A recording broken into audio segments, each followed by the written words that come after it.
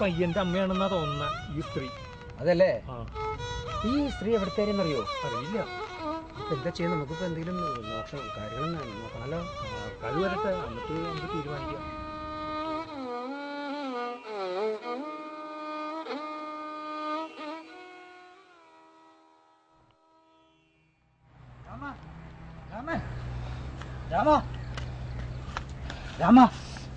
എന്തേ? എന്റെ മോൻ ഒരു കൊച്ചന്റെ ബോഡി പുഴയിൽ പൊന്തിട്ടുണ്ട്. ഞാൻ ഒന്ന് പോയി നോക്കിട്ട് വരാം. ഞാൻ നോക്കട്ടെ പോയി. എന്റെ മോനായിരിക്കൂ.